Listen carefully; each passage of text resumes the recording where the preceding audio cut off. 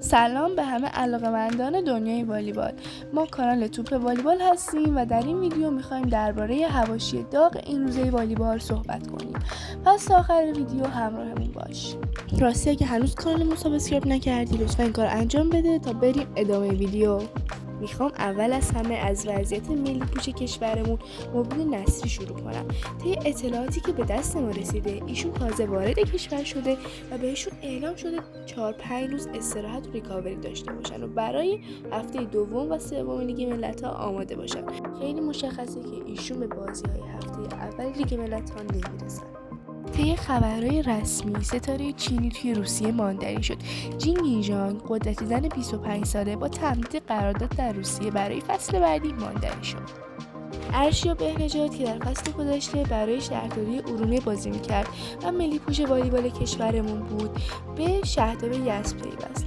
همچنین ایلشن داوودی که در فصل گذشته برای شهردار یزد بازی می‌کرد به شهرداری ارومیه پیوست. تیم مدعی لیوبلینا ساخته شد و از فصل بعدی 4 تا از ستارگان اسلوونی توی این تیم بازی می‌کنند.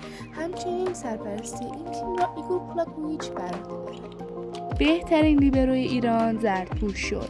آرمان صالحی لیبروی فصل گذشته طبیعت با عقد قرارداد رسما به تیم شهردار یزد پیوست.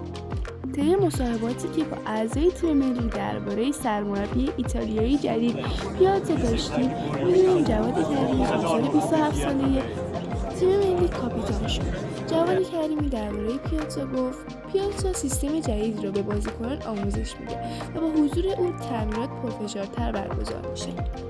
وی همچنین افزود بله کاپیتان تیم هستم و تمام تلاشمو میکنم که بهترین عملکرد رو در زمین انجام بدم.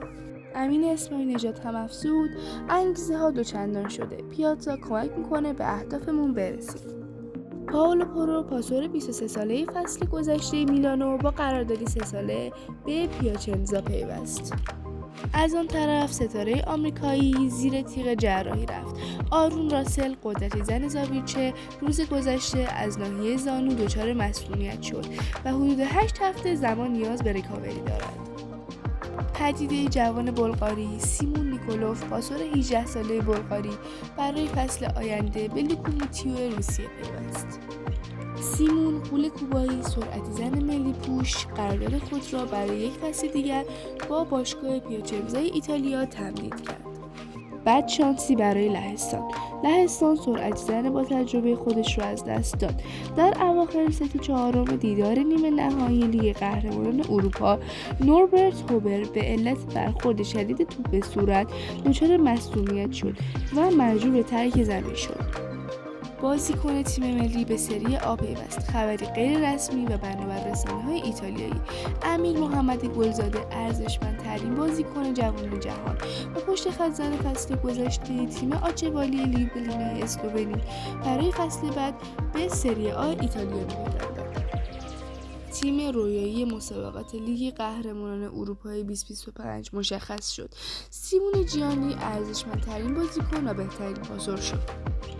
اسامی 16 نفره بازیکنان تیم ملی والیبال ایران برای هفته اول لیگ ملت‌ها مشخص شد. پاسورها جواد کریمی، ارشیا بهنژاد. قطر پاسورها امین اسماعیل نژاد، بردیا سعادت، پوریا آریاخواه.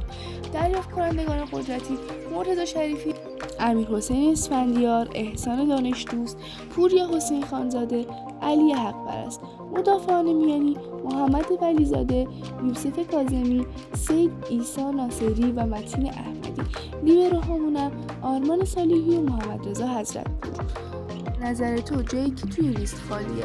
اگه دوست داشتی سابسکرایبم کن و نظرت رو این پایین برام بنویس.